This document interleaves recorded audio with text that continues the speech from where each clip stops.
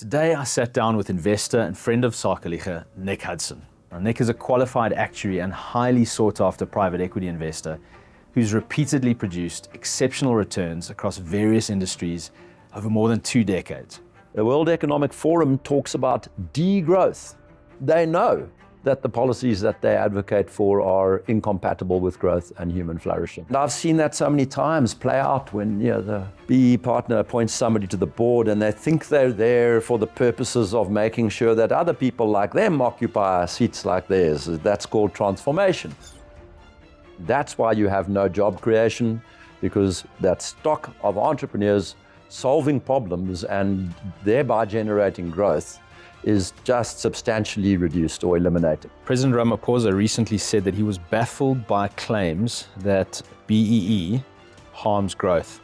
Now, I'm not at all worried about foreign capital investment. Journalists and politicians all think in terms of, the capital must come from outside because we're poor. No, there's plenty of capital, plenty of energy inside the country. You've got one big experiment and it's sink or swim.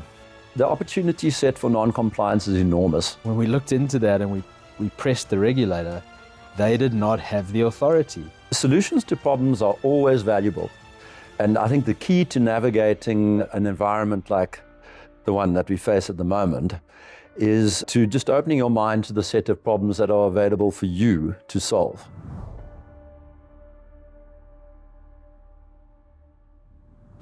Nick, it's fantastic to be sitting with you today. You are a private equity investor, and you've been in that sort of position for quite some time. You've survived numerous market cycles, collapses, crashes, lockdowns, for the better part of 20 to 25 years. That is not an easy thing to pull off. Some people who say they do private equity exit the game quickly because their decisions pull them into very difficult situations. It's a tough space to survive. How do people like you, and there are others who have similar longevity in this space, how do they get it right? And where do people go wrong in navigating this private equity space? Yeah, it's great to be with you, Russell, and that's a great opening question. I often say that the disparity between reality and perceptions when it comes to careers or jobs is nowhere greater than in private equity. What you're pointing to is that there's a enormous survivor bias. So what that does is the people who are visible are successful and making huge amounts of money, and so there's this perception that it's a very glamorous career to go into. But the reality is quite different. The fatality rate, if you like, for private equity investors is alarmingly high. Yes, and there are very good reasons for that. It's a job well suited to intuitive, generalist, skeptical people, and they aren't a dime a dozen. And there's also a lot of it's a career where it's almost impossible to learn anything useful out of a textbook. You learn in the school of hard knocks, usually by way of being defrauded once or twice, spun a yarn that you fell for, and very often those single events can take you out. So to be able to learn the lessons without completely succumbing is quite a thing. And it also takes a long time to work out whether it's something you're at all good at, because there's a slow learning curve.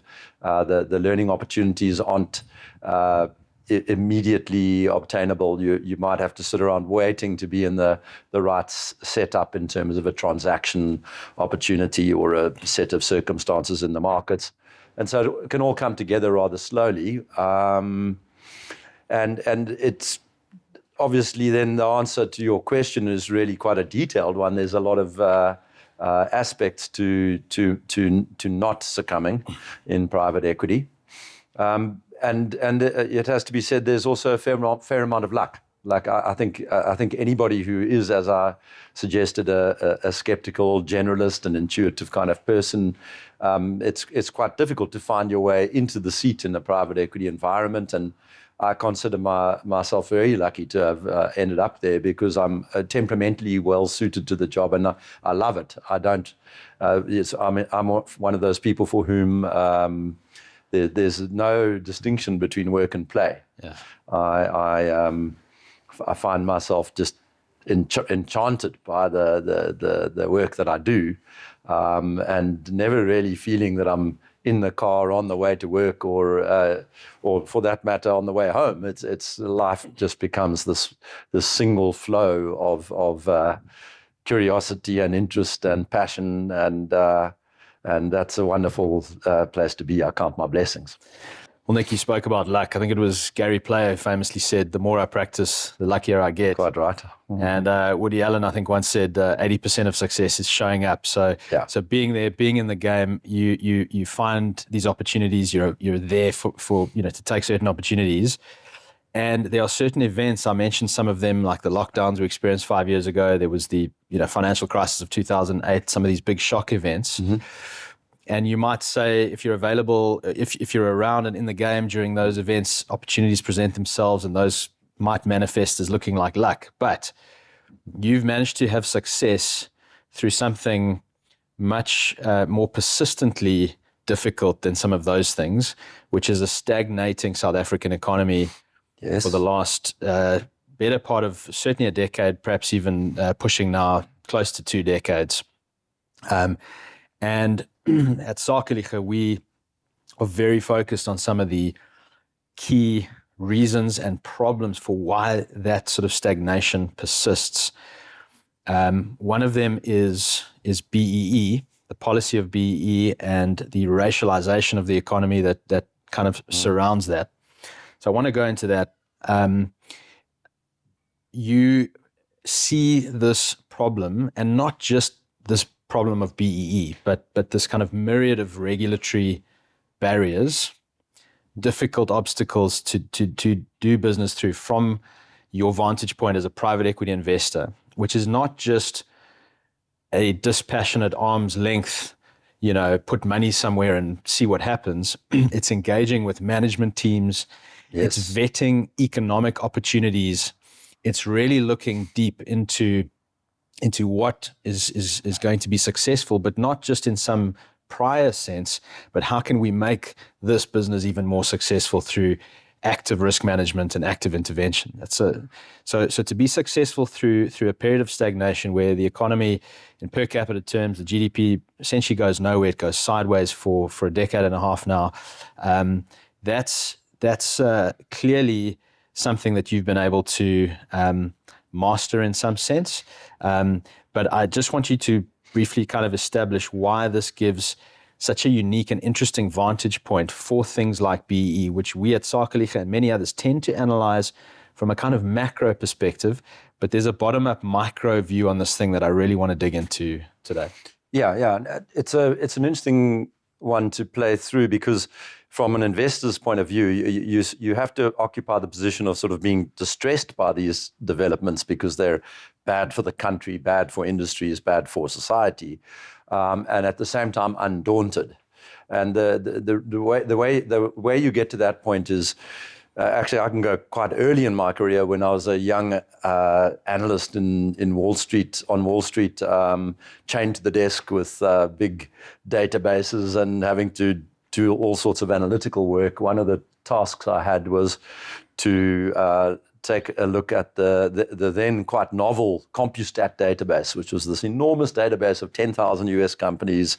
I think it was something like 40 quarters of reporting for all of those companies. So an enormous database, and teasing apart what made companies tick and how you can differentiate good performers from the bad and so on was a task that I spent many hours on. And in so doing, I stumbled across a great and very valuable truth, which is that the variance within an industry is much greater than the variances between industries in terms of performance.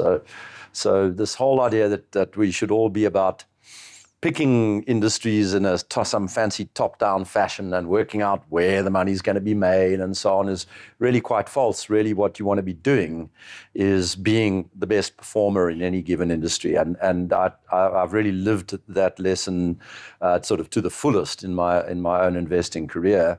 I'm very sector agnostic, and I believe that you can always generate exceptional performance no matter the headwinds you face, whether they're industry specific or economy wide.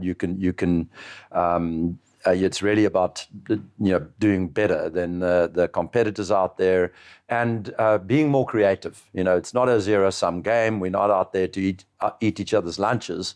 It's about solving problems and being more creative than the next guy. And so for me, the environment, as adverse as it is for commerce in general, presents no fewer opportunities to generate excellent investment returns. But as you say, we really are where the rubber hits the road, because every single little regulatory intervention falls hardest on the smaller businesses, and I play very much in the small and medium enterprises space. And so we spend quite a fair amount of our time working out how to circumvent, frustrate, contend with this incredible rash of regulatory intervention that comes from domestic and international sources, some of which is self-imposed by our countries, some of which is foisted in under great duress from the outside.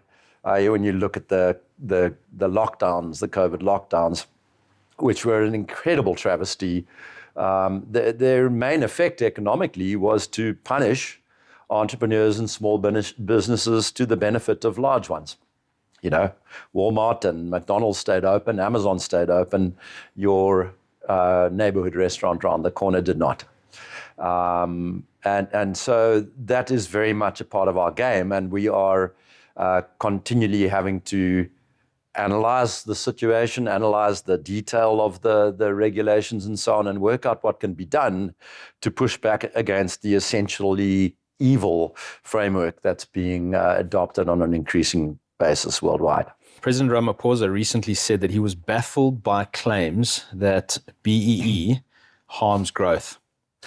Help us understand how you evaluate the president's claim from a kind of micro level perspective, and let's perhaps just elaborate a little bit. We don't have to go get too sidetracked by this, but when we talk about this idea of growth, economic growth, and so on, people might have GDP in their minds, or they might have some sort of reference in their minds.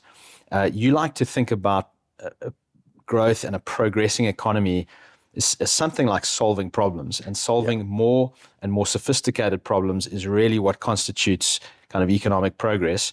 So we speak to that a little bit, but then I'd really like to zone in on this claim that BE does not harm the economy, because at a sort of corporate finance level, from the bottom up, you get a front row seat to just what these kinds of equity requirements actually do and how they are so harmful. And I'd like you to elaborate on that, please. Sure. I mean, I'll start off by saying that I don't believe Ramaphosa for a minute. He may not be the brightest tool in the box, but even he is not so stupid as to honestly be baffled by the claim. The claim is almost self-evident, and the mathematics is not difficult.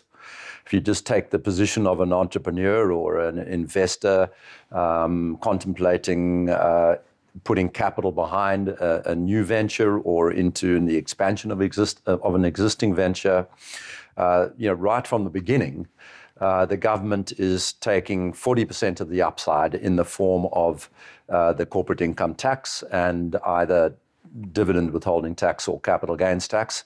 So 40% of the upside is gone. And then in some industries, you have a situation where the entrepreneur must further part with the half of the remaining income. And that puts them in a position where they're taking all of the downside risk. Through a BE transaction. That puts them in a position of taking all of the downside risk and only having about a third of the upside. Let's just be really clear on why typically a BE partner is not expected to essentially foot the downside risk. Yeah, and in one way or another, they are normally funded into these positions. They're not bringing their own capital to buy the shares at market value. There's some kind of funding arrangement, and no matter how you slice it, ultimately that downside is not really borne by the banking system or something like that. It falls back onto the entrepreneur. I mean, there are even provisions in the code if things don't work out and the BEE partner, in inverted commas, is not really a partnership relationship, but the BEE partner turns out not to make any money, well, then you have to do the whole thing all over again. And if there isn't a transfer of value to the BEE partner within a certain specified amount of time, then that's a problem that you have to now solve as the entrepreneur. Now, some people would say, okay, what about the case where a black equity partner actually brings capital to the table?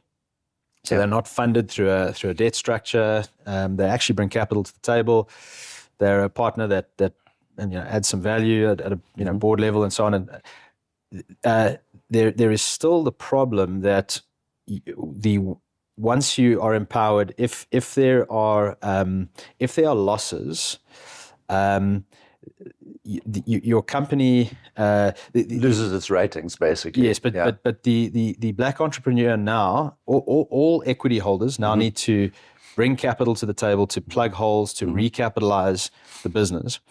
But there remains now a statutory requirement that shareholder or a black shareholder is restored to a particular percentage because the once empowered, always empowered idea has kind of fallen away, hasn't it? Yes, that's correct. It's not really, it's honored in the breach. So in other words, if a black shareholder has 30% of a business and the business is making profits and things are going along and the profits are perhaps paying for this debt structure that was used to finance this position, now you go into a crisis situation or maybe some big depression or market downturn and there's big losses to plug. Equity holders are going to be required and asked to bring capital to the table to fund those losses. At this point, there is very little incentive for the black shareholder to necessarily bring more capital to the table because there's a kind of statutory requirement that shareholding needs to get restored. Exactly. They tend to be very fair weather friends. Yeah. And of course, before we even contemplate difficult situations like that, just for starters, when you reduce the concentration of ownership of an emergent firm, of an SME, you're doing something to that firm. You're harming that firm. The alignment of interests and focus on having active owners in businesses who are continually working towards improving the value of those businesses by serving customers and suppliers and employees and so on better is essential. It's a core part of the sort of the whole potential of economics, not just we can say of capitalism, but it's actually economics. That's if you are reducing that focused ownership, then that has a deleterious effect all of its own. Yeah. And it's this incorrect mindset is really embedded deeply in the heart of the whole socialist trajectory. There's this notion of the commanding heights, as if the occupation of a seat on the board of directors is what counts, and that's what's going to allow you to generate a lot of value for yourself. And that's it. Those guys out there, those captains of industry and those fancy shareholders and directors, they only make money because they're lucky enough to occupy the commanding heights. Yeah, and therefore they're empowered. They're empowered. Yes, yeah. And it's all completely arse about face, because the reality is that value is created in the world by one mechanism only, and that is by solving problems, as you correctly referred to. And in the face of complexity, problems aren't solved by sitting down and performing some calculation by some feat of deductive or inductive reasoning. They're solved through a process, a very, very evolutionary process, a process. Iterative. It's conjecture and criticism. It's trial and error. The sort of notion that business strategy is formed by one clever guy sitting in a room and coming up with a PowerPoint presentation, solving the problems that beset a particular company in a given industry, that's a real caricature. And I think it only really exists in the retrospective and highly rationalized memoirs of retired CEOs and in the textbooks of business schools. But the reality couldn't be further from the truth. The reality is that when you're sitting in any given business, you do not know how to solve its problems. That you don't even know what the problems are to start with. It's the real world is murky and complicated and continually in flux. And so strategy is much more, as you said, iterative. It's much more almost experimental at times. Oh, yeah, very much so. It's much more reactive. And it's the successful entrepreneur, the successful investor has to be, first and foremost, a problem solver. And so when you're in the seat, you are the problem solver, and you make money if you solve problems, and you lose money if you don't. It's not a question of being empowered to occupy a seat in the commanding heights. And so you have the language almost forming the incorrect perceptions about what the role entails. And I've seen that so many times play out when the BE partner appoints somebody to the board and they think they're there for the purposes of making sure that other people like them occupy seats like theirs. That's called transformation. And the emphasis on problem solving isn't, let alone the lack of emphasis, it doesn't even enter the room, And that's why that sort of entrepreneurial flair, the value creation mindset is quite easily disturbed by the introduction of shareholders who do not see it as their primary objective to solve problems for the firm that they are fortunate enough to have shares in, So that's the sort of, I would say, is actually where the core of the problem is.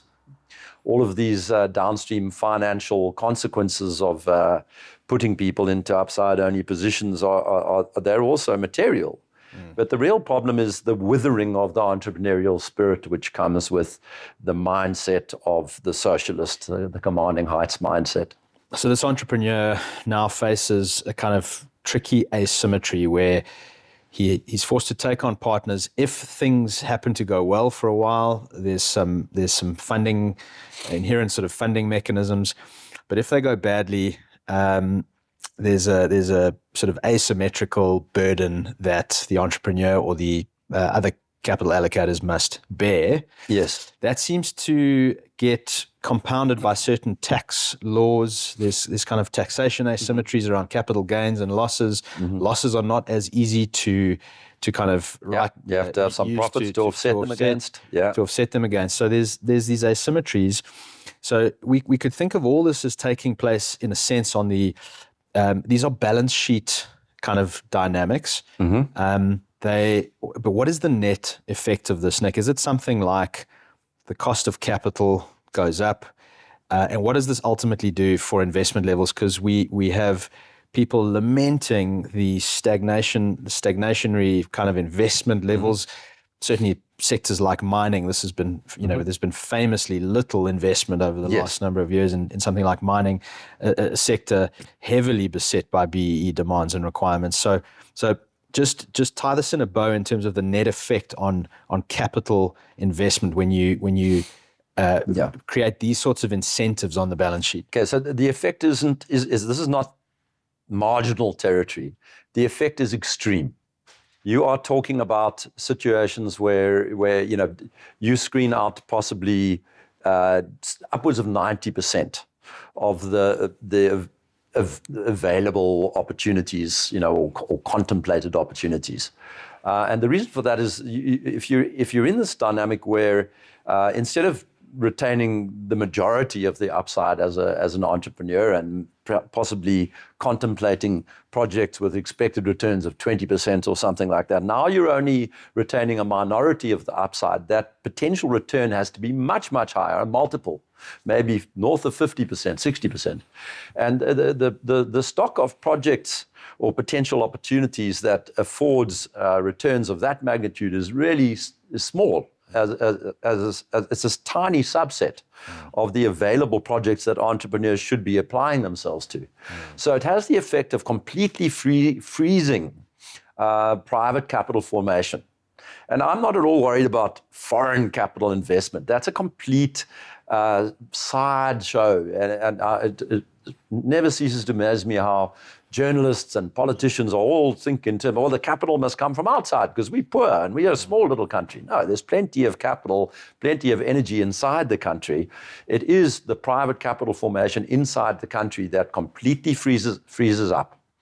And that's why you have no job creation, because that stock of entrepreneurs solving problems and thereby generating growth is just substantially reduced or eliminated. You spoke about a survivorship bias earlier, perhaps in the private equity space. It happens a little bit with this dynamic as well. Right. Because only with these types of, with these hurdle rates, only the most talented entrepreneurs are able to kind of find a way, make it happen. Yes. Generate those kinds of returns. And then those are the people that other people see. They see them as being fabulously successful. But really what we need to be doing is creating the incentives for lesser entrepreneurs to nonetheless participate in this big game of problem solving, right? So we're shutting out so many potential entrepreneurs, so many business opportunities. Right. And also, what ends up happening is a subset of brilliant entrepreneurs that is able to generate extraordinary returns is crooks, And so you shove the creative potential either out of the room or into a kind of almost criminal space. Into deviancy. Yeah, deviant behavior. Yeah.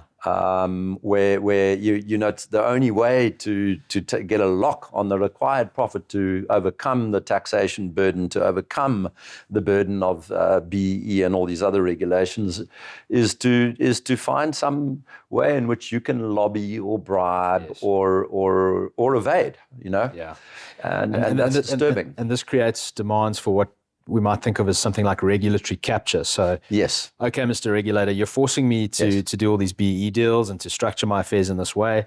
Therefore, I need a particular return profile, and I'm only going to get that if you X, Y, and Z. If you shut out my competitors, if you allow me this kind of niche protection that the state's going to give me, and so that's where the lobbying comes then there's a quid pro quo for the person in the position at the regulator, and it never ends. Yeah, that's how society is corrupted. So there's the balance sheet component that is really devastating to capital formation. Now, as you say, a key part of this, therefore, is that if you're saddled with these sorts of incentive burdens, you need a particularly high rate of return, which is reflected in simple terms, profits. Okay, the difference between revenues and costs.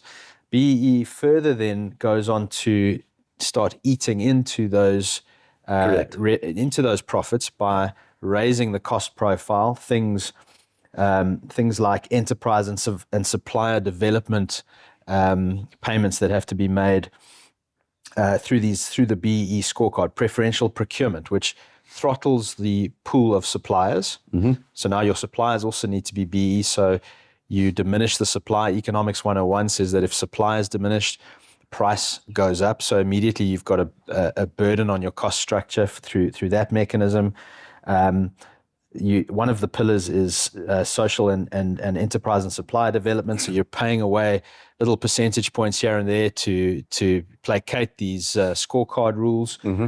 And there's the cost of actually complying, paying the rating agencies and the consultants and all the food chain that fuels this madness. There's the need for black management control, which is a subset of something slightly separate to BEE, but very much in the orbit, which is the whole employment equity dynamic and the Employment Equity Act and the quotas that are ratcheting up and getting more draconian, which increases and adds to an already high friction labor relations environment, high cost labor relations environment. We know we've got heavily unionized sectors, very entrenched labor protections and so on. So you're really just talking about not only balance sheet dynamics, but income statement dynamics as well. Yes. And when you need these high returns, you're doing everything possible, including with taxation and other forms of frictions, to actually diminish the returns. Yes, that's very much the reality that we're confronted with in South Africa. I think it's to an extent a global problem, but the disease is particularly pernicious in South Africa because of this extra layer.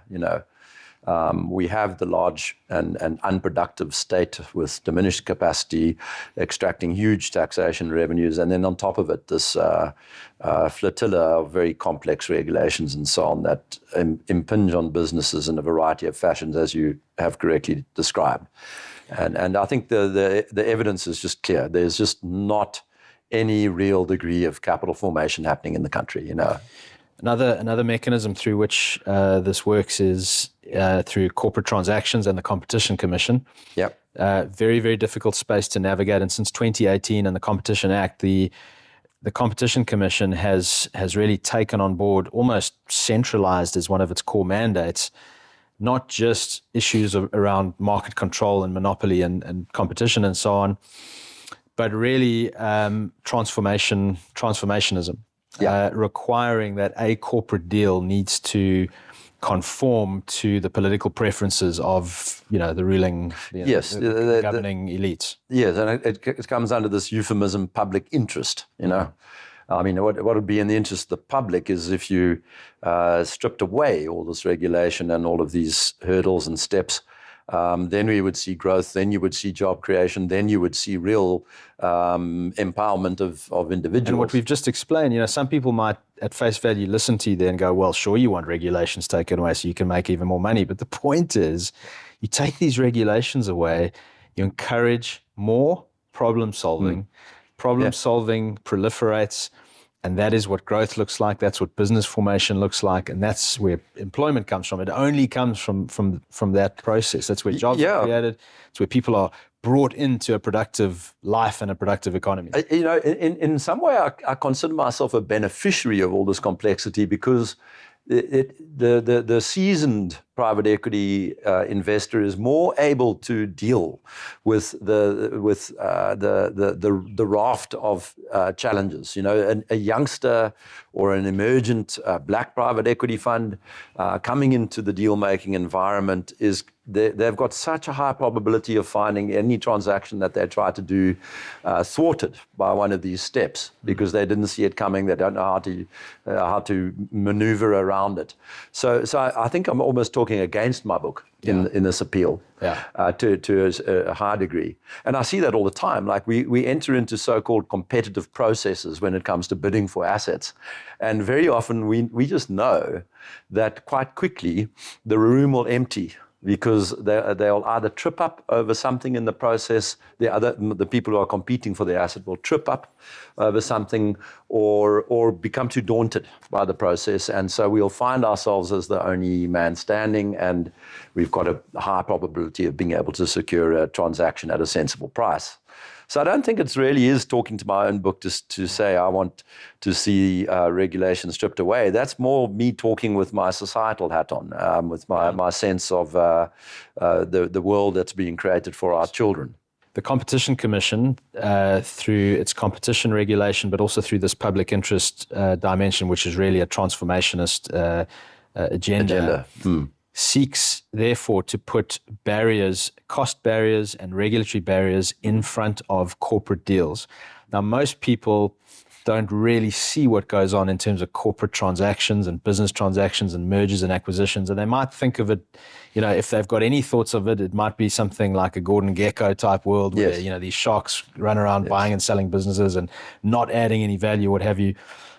Help people understand the vital role that that corporate transactions, the buying and selling of corporate assets, not just companies as a whole. Yes, the market for corporate control. Yes, and sections of companies spinning out underperforming divisions that get brought by good entrepreneurs to reinvigorate those things. This is an absolutely crucial feature of a functioning 100%. system. Yeah, and we see it now. Because that market in corporate control has become less liquid as a result of all of these obstacles placed in the way of change of control events, you tend to get much bigger step changes. So the transactions are prevented from happening until it's almost too late. But once we have our hands on these businesses, it's like shooting fish in a barrel. You know, you take a division out of a bloated, listed behemoth that couldn't innovate to save their lives, and just it's almost as simple as just taking the three dumbest things they do and not doing them anymore, and that's enough to get you a return on your money. You know, it's that bad. Then you spend the next few years doing more and more, and then you get really superior returns. But that is where it has gotten to. And on top of it, there's been almost an ideological inducement towards centralization, oligopoly, globalization of corporations, various steps that make it easier for such events to unfold and harder for the small businesses to be established and for disaggregating transactions to be entered into. And everything we're talking about up until now has a theme running through it, which is it's driving markets, industries, corporations, seemingly from my vantage point towards more centralization. Yes. So if the Competition Commission is putting onerous requirements on deals that you then need to go and appeal in the competition tribunal, or you need to take it to the appeals process, you're spending on top advocates costing you 40,000 Rand a day or whatever it might be. I mean, large compliance ready corporations can move through these processes as like a bureaucratic necessity. Yes. Very, very difficult for small and medium firms to play in the space. So you really, whether it's BE, whether it's what the Comcom is doing and various other things, it seems to have this consolidating effect, which is the polar opposite of what is touted as the goal, which is to get diffuse kind of market control. Yeah, exactly. I mean, there are high fixed costs in transactions as opposed to variable costs. So your smaller deals have to, tick many of the same boxes at the same cost. So you're quite right that it does favor large companies on a relative basis. I think you're absolutely correct to summarize it all as being a drift in the direction of centralization, and it's very important to state that centralization is incompatible with economic growth. It's incompatible with human flourishing. We know that centralization is incompatible with human flourishing. We know why it is. We know how it fails, and we know what the consequences of that type of failure. And so it's a very what's the word I'm looking for? It's a misanthropic kind of agenda. If you have an interest in human beings and their well-being, then you should be against anything that looks even remotely like centralization. Let's touch briefly on some of those ideas. You say we know why centralization causes stagnation, leads to a lack of innovation, and so on. I mean, that could be a 3-hour conversation, but let's just touch on some of the things. I mean, sure. Complexity has got to be one of them. The single points of failure that you get in centralized systems. I mean, just elaborate briefly on some. Yeah. I mean, it goes back to that discussion we had earlier about the problem solving, and where I emphasized the need for conjecture and criticism, iterative trial and error approaches. That is the reality of complex systems. They're not amenable to analytical dissection, and so you are in this domain of needing to embark on evolutionary approaches. And what centralization does is it takes out the trials, the conjectures. You have one conjecture instead of many. And at that point, the evolutionary process can't take place. You can't have the survival of the fittest transpiring if only one is allowed to survive. You've got one big experiment and it's sink or swim. Yeah. Yes. And ultimately what will happen is you will sink. Yeah, eventually. On a long enough timeline. And it doesn't take very long. It doesn't take very long. At some point, the wrong person gets into the wrong decision-making position and makes the wrong decision. And now you're making a wrong decision at massive scale, and everything just fails at the same time. It's a highly fragile setup. There's this, people will sometimes criticize a market system if you go into some sort of downturn and there's business failures and so on, or just generally seeing business failures out there. But actually, the ability of a good market system is precisely the virtue of it is precisely that it can handle decentralized failure. In fact, in a sense, decentralized failure is the point. Businesses trying things. It's part of the health of the system. Failing, iterating, so that you don't waste capital on endeavors for too long. That's right. And the counter to this is well, because we have all this, supposed failure, we need to kind of centralize these systems in bureaucratic processes and put, legal and political oversight so that we don't get these sorts of behaviors. But what you then do is create one central point of failure, might not fail next week or next year. And a good example for people to kind of think through on this, I mean, there's actually many, but let's just take Eskom. It was a centralized system for a very long time that didn't break. And then when it started to break, it's virtually kind of irrecoverable. Yeah, and has such ramifications for the company and for the country and for people all around the country. It's an interesting thing you refer to there. I realized quite some time ago that I had a strange feeling of relief whenever the crisis or the cycle swung downwards. Because at the top of the cycle, you're kind of having to contend with clowns having money and rushing into industries and crowding out opportunities and that kind of thing. And at the bottom of the cycle, you breathe a sigh of relief because you know that they're going to get taken out and that there'll be more space. And it was a bit of a shock with some element of shock that I realized that I was feeling relieved at the bottom of cycles. But I think there is... You actually shouldn't conceive of the business cycle as this in Keynesian terms as sort of this thing that you want not to be there, as something that you want smoothed out. You actually need these periods of winnowing, and it's a bit like your body does it. All complex systems have this at some level, some kind of mechanism for pairing out the weak brain cells or whatever the case may be. And so it's a salutary aspect of free markets that there are these periods where there are rashes of business failures. And capital then once again flows to the most capable possessors, the good entrepreneurs, people who are allocating capital in the right... I think the powers that be underestimated, for example, how quickly things would stitch together after the lockdowns. There is a real kind of... the market's like a self-healing organism.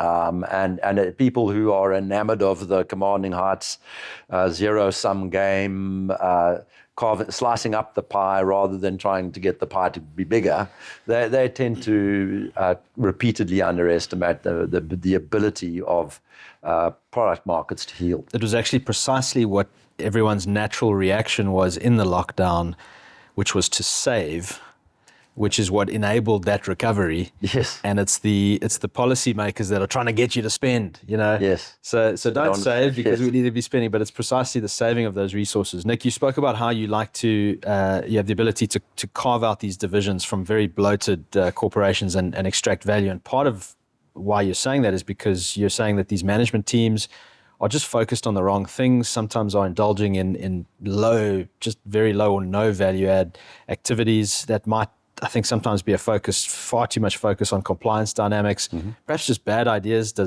things like ESG come into this? What do you see when you look into some of these divisions? Why aren't they focusing on making the best product at the best price and maximizing return potential from those assets? Yeah, I think the starting point for that discussion, you need to start with this notion of stakeholder capitalism, stakeholder governance. This idea that there's some kind of scorecard that you should evaluate a business on with respect to the interests of various stakeholders, and that scorecard is very notional. It's never presented with a set of trade-offs as to how you're meant to, trade off satisfying a supplier or the environment or an employee group or, a community center or something like this. But that whole stakeholder governance model is one of the greatest intellectual blights of the 20th century. And underneath its umbrella sit ESG, the system that kind of operationalizes these scorecards and introduces a whole raft of reporting obligations. You need to count how many women you have and how many black people you have and how many environmental boxes you tick and so on and so forth. This is ESG.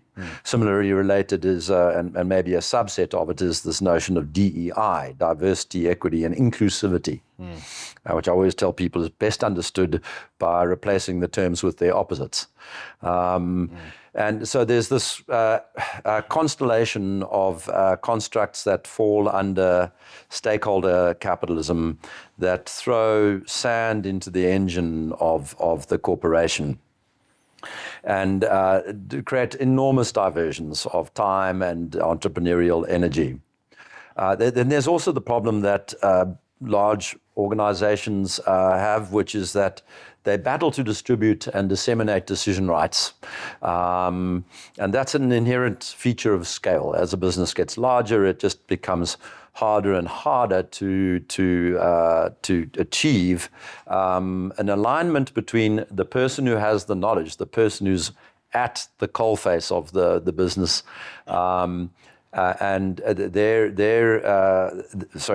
it becomes harder and harder to align the decision rights and the location of knowledge. So you have situations. Is that a principal? Is that what you call a principal agent problem? Or? It's no. The principal agent. I'll get to that. That's probably the third one. But this is more a problem of information. You have situations where the corporation to an extent becomes internally opaque, and it's difficult for people to understand where the decision ought to be made, and then having decided where it ought to be made, to align the incentives of the person who's making the decision so that they are actually facing the right sets of trade-offs. And this is a fundamental problem of scale. And the very important function of the market for corporate control is that it can, when such problems become grievous, when they are leading to gross value destruction, those large businesses fall under pressure to divest themselves of assets and to rationalize, to become smaller, to become less diverse. And that's a good process. Very good and healthy process. But one that's been inhibited for many decades now. So you have that problem, and then you allude to another one. When you have too much diversity of ownership, and that is something that the stock market has, the rise of the listed company has encouraged, a problem that has been exacerbated by diverse ownership. You have difficulty appointing and correctly aligning the managers of the firm with the interests of the owners. And that's the principal agency problem. And it's one of the problems that private equity solves. You replace a diversified set of owners with a very interested and engaged set of owners, and they become much more attentive to making sure that the managers of those firms are pointing in the right direction. So sometimes I try to entirely eliminate the principal agency problem by putting the managers in a position of ownership and intense ownership. This seems to me like at this point it could throw up what appears to be a paradox, which is you're suggesting, and I think it's compelling, that you actually want to concentrate ownership in a sense. So you're talking about the problem of diffuse ownership where there's maybe thousands of owners of a company. You don't know. None of whom care. None of them really care. They don't show up for AGM. Or have any influence. They have no influence. So you want to concentrate ownership. But that sounds like centralization. There's this centralization problem. Just help us think through concentrated ownership and how that can still comport with a decentralized kind of market order. Yes, I mean, I'm talking about concentrated ownership at the level of a fairly small unit. I think when you get up to the level of very large multinational firms, you can kiss goodbye any degree of real concentrated ownership. There's a pernicious flavor of it that actually emerges if you look at these firms like BlackRock and Vanguard. What they do is essentially they capture the savings of disseminated individuals and then ideologically motivate decision-making on behalf of those individuals. So in other words, they're voting the economic interests of households all over the world, but in a way that suits their ideological predispositions. And so you have these guys dominating the boards and shareholder meetings of listed corporations and continually driving away from the direction that fosters flourishing economies. So it is important to qualify what I'm saying. Yeah, I'm talking about your small and mid-sized organizations, businesses or divisions of companies that could quite easily stand on their own and do not need to sit inside a conglomerate. So it's very decentralized stuff. I think this is really important because one could think if one makes the claim that decentralized systems are healthy systems, you could potentially then infer that sort of ultra democratized, decentralized ownership of all the little pieces is also very healthy. But what you're talking about is that an asset over which someone must have control. Yes. We need as many of those as possible, but once you isolate that unit, have concentrated agency so that good decisions can be made. No, quite right. I mean, I would go as far as to say that fractional ownership is not ownership at all. You know that particularly ultra fractionalized kind yes. of. Yeah.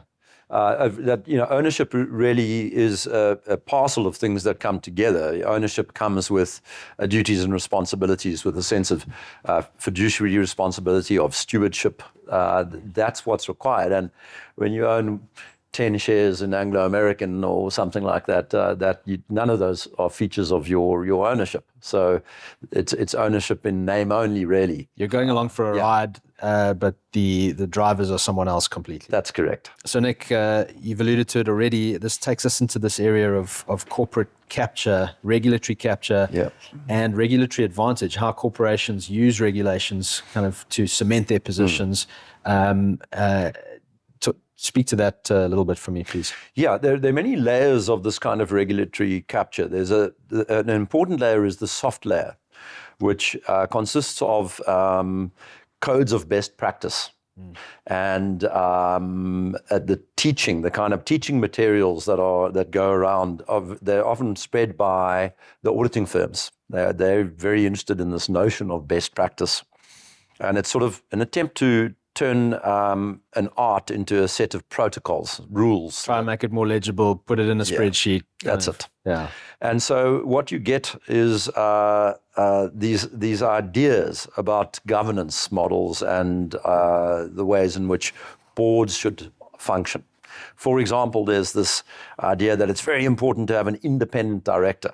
This is a person who doesn't own a single share in the firm and is unconnected to the owners and various stakeholders of the firm, it's supposedly. And it's thought that this is a salutary measure. But it's the opposite is the truth. What you want is people who care greatly about the company and its fortunes. They should be occupying the board seats. And so this best practice is one which I think the sensible entrepreneur would regard as a worst practice. But these soft regulations proliferate, and there are all sorts of elements of voluntary compliance that large corporations take on these days. Very little of ESG is actually enshrined in law. It comes at them through their shareholder base. It comes at them through media, this perceived pressure to comply with the various rules and minutiae of these systems. And we should stop and ask, I guess, where are these things coming from? Is it, is there some kind of evil force that's driving us all towards a controlled, centralized, communist kind of system in the world, or is there is this just a meme gone wrong? Is it a function of path-dependent over-bureaucratization, and the pendulum just swings so hard in one direction? I prefer to think of it in a cyclical way.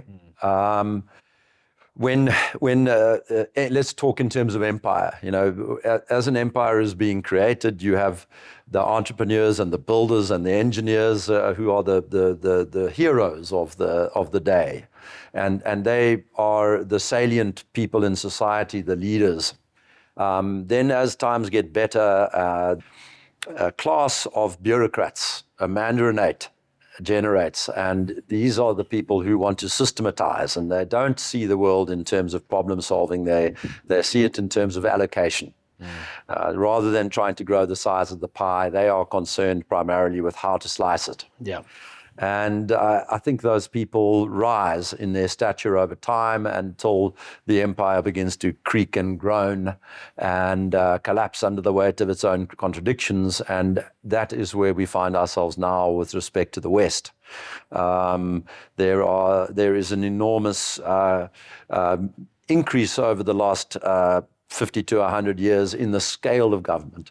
If you looked in 1910 at the percentage of GDP that was represented by the public sector, you would find that the answer for most Western countries was somewhere between 7 and 12%.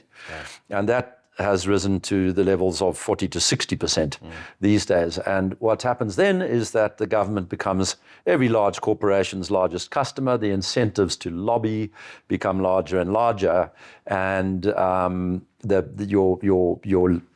very salient people become the oligarchs, the leaders of large firms, the politicians, and they are all people who are in this kind of mandarinate, the bureaucrat class. And so they rule the day. And that is where we are. And that period, or that stage in the cycle, is accompanied by terrible growth. And very interestingly, you can hear these bureaucrats realizing that. The World Economic Forum talks about degrowth. They know that the policies that they advocate for are incompatible with growth and human flourishing. In other words, they're almost trying to create an excuse or a reason to get used to. Yes, it's predictive programming. Stagnation. Get used to it. Here's the new world, guys. This is a world without growth. You have to get used to getting by with less. It's important that you touch on this, because this is not just a South Africa conversation that we're having. In fact, it's taken the way it's evolved over the last few minutes in particular. You're really talking about a global problem. And we talk about stagnation in this country. We look at other emerging markets. There seems to have been better economic performance, yes. But really, if we go to the heart of Western Europe, if we go to even the United States, which I think generates a lot of credit-driven growth, a lot of kind of misallocated capital expenditure and so on. But we're looking at stagnation in a place like the UK, virtually no growth, yes, complete budget overreach, a political impasse, just no getting into a real cul-de-sac through this entire kind of bureaucratic, centralized process. And so this is really a global phenomenon, and arguably spills out towards non-Western regions as well, perhaps less pronounced in some of those areas. But I mean, you look at China being a very centralized, sort of system. Not asking you to comment on specific countries, but the point is, this is really a global feature, isn't it? Yeah, I mean, the bureaucrat is fundamentally an extractive animal, and the means of extraction is control. So everything the bureaucrat advocates for drives in the direction of more control over speech, control over economic choices, control over consumption choices. And we see this just in abundance at the moment. There's every single idea, it might be dressed up as being something that's good for the environment or for biodiversity, or for women's rights or for something or other. But every single intervention drives in the direction of ever greater control. And that is very much where we find ourselves, this tightening on every dimension. Just this last week, there's been a rash of tightening around the internet, and what the conditions that you must comply with in order to access certain sites, in order to participate in certain aspects of online life. But there are many dimensions, corporate and individual, private and public, that are the object of certain efforts to control. And this is very, very much a global concern. It has so many supranational aspects to it, where we see countries behaving in lockstep. The same pieces of legislation or fundamentally similar pieces of legislation being passed in the same weeks in Australia, in the UK, in Germany. And so it is very much the malady of our times. Well, let's bring it back to SA, but it's staying right on theme. You're talking about escalation. We're seeing escalation very much around the racialization of the economy, around BEE, around things like employment equity, but not just around racialization, centralization generally, for example, and most saliently at the moment around the healthcare sector, the NHI proposals, which essentially seek to dramatically centralize the provision of healthcare. Yes. So there's this unmistakable escalation going on. So all this constitutes, in some sense, the bad news. But seeing it for what it is, number one, is a good thing. Number two, seeing a pendulum having swung so far and starting to see the inherent contradictions and problems with that system unraveling might not be so comfortable to look at, but certainly is in some sense a bit heartening, because we're starting to see evidence of pushback and of perhaps pendulum starting to swing the other way. Now at Sakeliga, we engage in a raft of strategies to try and really resist and push back these harmful policies. Mm-hmm. We don't pretend that our efforts are of short-term global significance. We have to try and knock these giants down bit by bit and step by step, and we have to take strategic court cases, very carefully, and we have to adopt these kinds of strategies very cautiously and deliberately. But we are pushing back certainly in that way, and we're also encouraging a corporate environment of what we think of as maximum appropriate non-cooperation or non-compliance with the system. So really this leads me into just starting to think through, and I think it's very difficult to get hard and fast answers on this, Nick. So I think this can be more in the spirit of remarks and perhaps musings.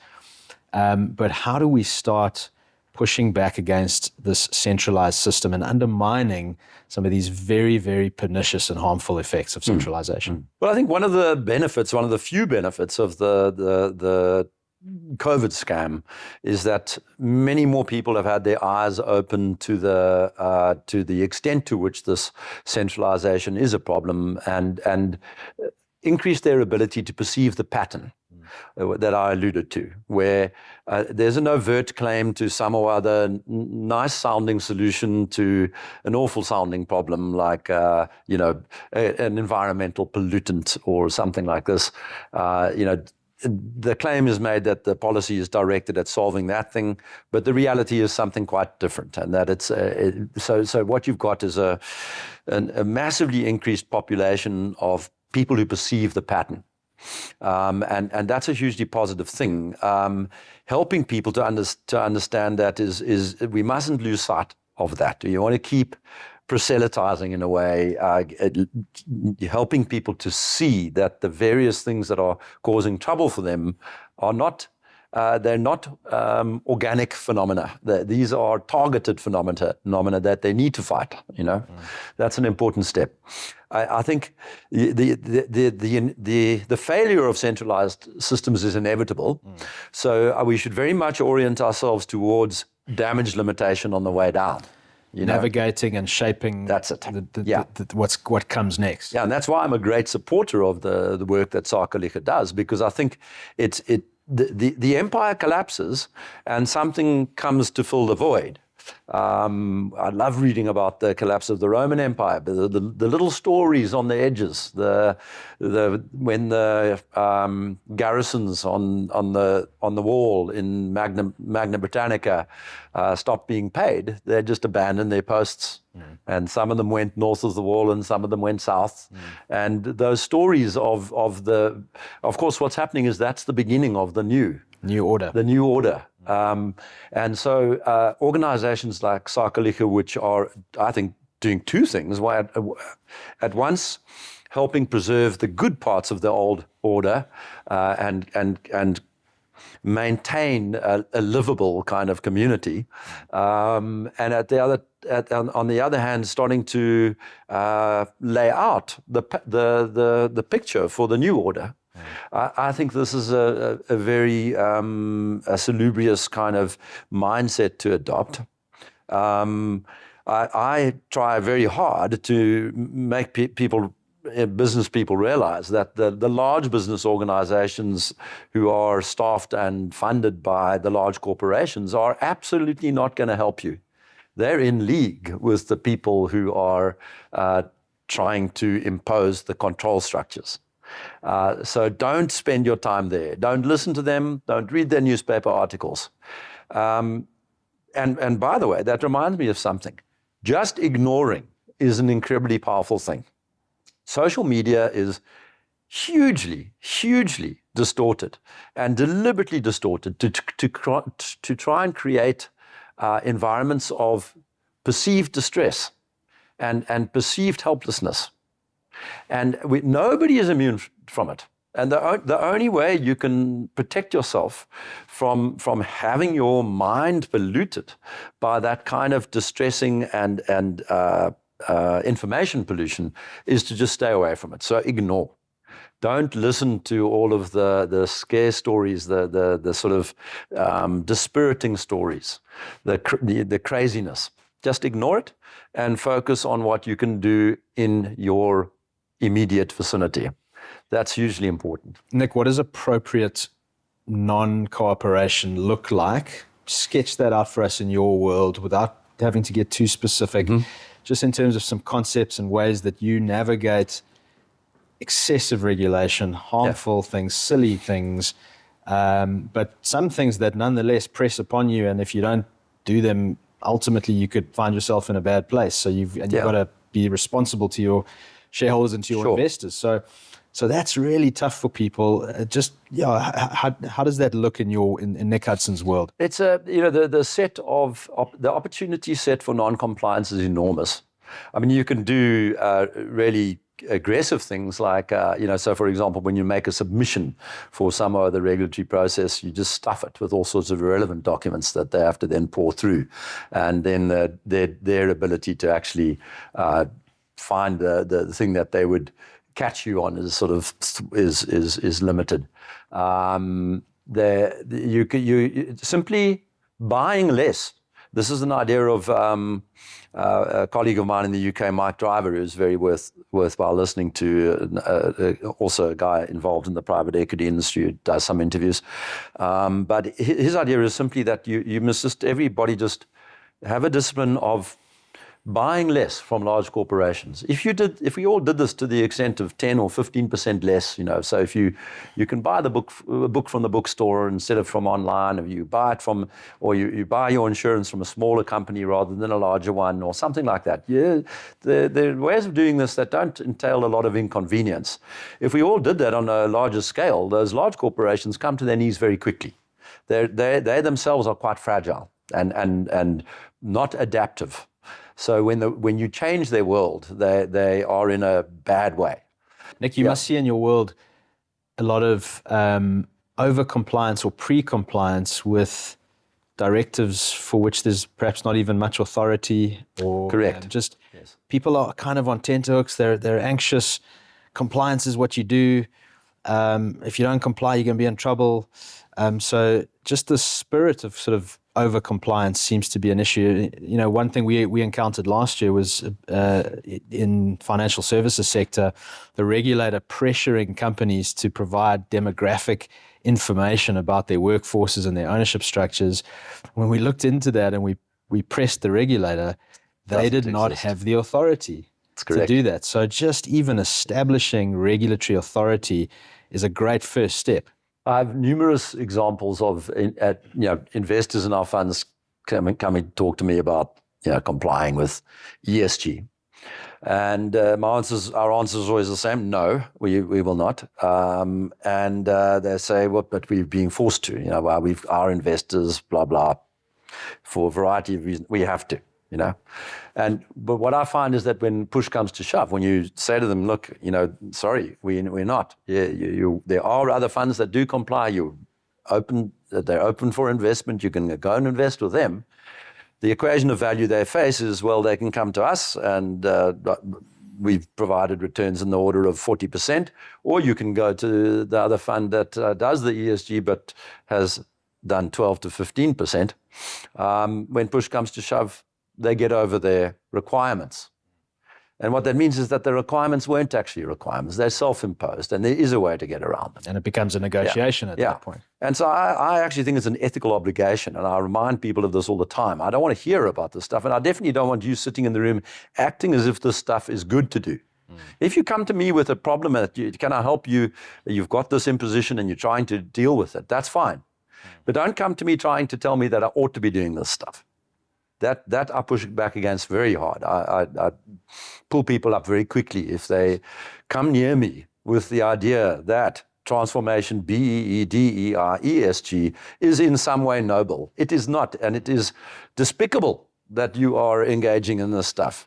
If you come back to me with that mindset, then I'll work with you. But come to me with anything that remotely approaches there being some kind of moral rectitude involved in complying with this stuff, that is not the case. Nick, as we bring this to a close, there's going to be some younger people watching this who've lived most of their lives in a stagnant environment that's difficult. There's a lot of problems out there. Home ownership is tough, given where house prices have gone. Looking ahead to a career in a country that's beset at the moment by these very, very restrictive directives from the central planners. What's a message of encouragement, of rational and viable encouragement to young people as they navigate this world, not just in this country, but frankly, almost anywhere they would viably want to go? What's the message you have for people for that? Solutions to problems are always valuable. And I think the key to navigating an environment like the one that we face at the moment is to just opening your mind to the set of problems that are available for you to solve. And by that I mean, so for example, I think there was in my generation an unwritten assumption that the vast majority of people were going to go off, if they had any success at university or school, they were going to go off and work in a large corporation. That is a very bad outcome for any young person at the moment. Working for a large corporation is only removed from slavery by the smallest degree. And I would not wish this on my worst enemy, to send their child into work in a large investment bank or a large insurance company or consulting firm or something like this.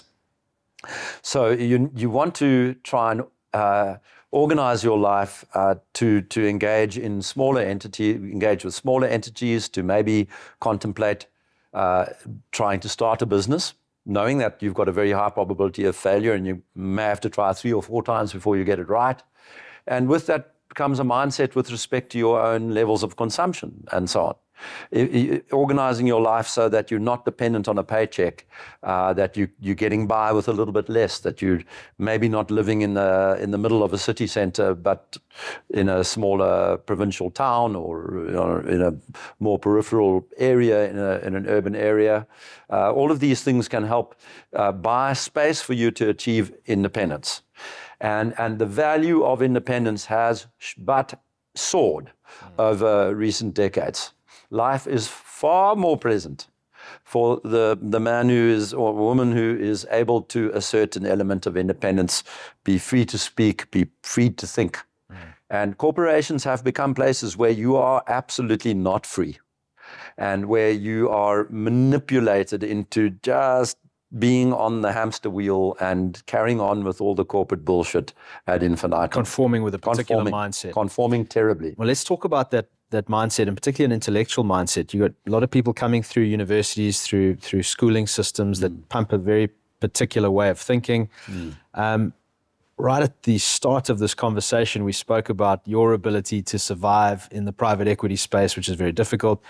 And part of that is a kind of contrarianism, or an ability to see things and think things in a very different way. Now, it's contrarian to cross the road blindfolded. It doesn't mean it's a good idea. No, yeah, I was going to say it's more independence than contrarianism, but yeah. Yes, so that independent mindset, I think there's a need to encourage a young generation to think independently and to see things, to dig beneath the surface, right? Because there's a lot of what is told to them that's on the surface that just ain't so, and so cultivating that mindset's got to be a crucial feature. Yeah, no, absolutely. Whenever young people come to me for advice, and it happens all the time, I find myself trying to ask them a series of questions that just leads to them sort of maybe questioning some of that highly compliant orthodoxy that has been shoved down their throats.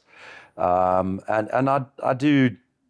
I get a lot of pleasure out of doing that, because when you succeed and see those light bulbs going on, you almost see the withered soul inflating. It's sort of it's a greatly fulfilling kind of way to move around in the world.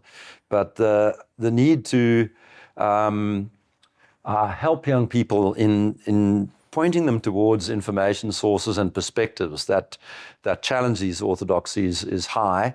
But of course, the opportunity to do so is also high.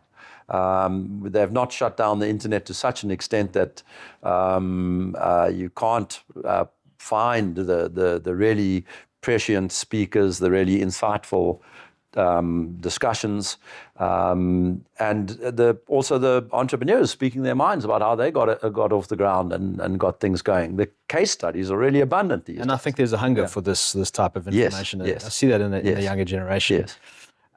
Nick, attempts to curate that are actually quite difficult, because that's what gets shut down. If you try and build a platform that highlights such contrarian viewpoints, that tends to be censored, tends to be brought down. So there is some difficulty there. And maybe there's value in people searching and having to go and dig for some of these things. There's some value there as well. Nick, you are someone with a skill set that you could be applying pretty much anywhere in the world, and you would back yourself to do it fairly well just about anywhere, but you do it on the southern tip of Africa.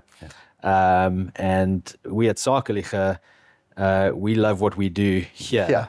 And we think that there's something very special to fight for here. Yes. Why do you do what you do here in Africa? No, very much for the same reason. I travel the world still for business purposes, and I always just so relieved to be back here, and so I count my blessings. Really, you'd think South Africa would have enough problems to make you grateful for what you have.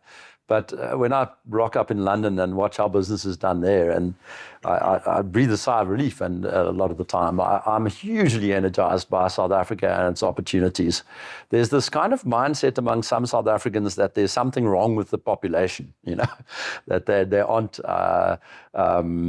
hustling enough, or aren't entrepreneurial enough, or not they're lazy, that they've got entitlement complex or something like that. I think that that couldn't be further from the truth. I see South Africa as just this huge well of untapped potential, frustrated by governance, local and international. So being part of the fight to just allow that potential to explode lends a great sense of meaning and purpose to life. And I don't find the hostility that many people claim exists on social media. I find that the racists in South Africa get along pretty well, and I have an entertaining time engaging with a huge variety of people. The government is not in my face on a day-to-day basis because they're a bunch of incapacitated nitwits, when that's a great thing. So I kind of find myself just hugely energized by the place. I don't understand people who have their eye on immigration. I don't understand people who are despondent. I think there's huge opportunity, and with the collapse of empire, we will be able to assert a new kind of polity. Look, we at Sakeliga really see, yes, tremendous threat, hugely complex problems to solve, but it's very rewarding putting our shoulders to the wheel and trying to solve those problems. And I'm very grateful that we get to try and solve those problems in a very close orbit to someone like you and to other good entrepreneurs that we see out there that support Sakeliga's work, who have built fantastic businesses from nothing in an incredibly difficult environment. These are the kinds of people that are day by day forging, I think, some very, very fascinating and powerful stories. So it's great to chat through these ideas with you. I hope people have got some real clarity on some of the core issues that we've been discussing. And the core theme is this problem of centralization, one of the problems of our time, and figuring out solutions to that from all sorts of different quarters is going to be very rewarding and very necessary. So Nick Hudson, thank you very much. Thank you very much, and strength to your arm, Russell. Thank you. Yeah.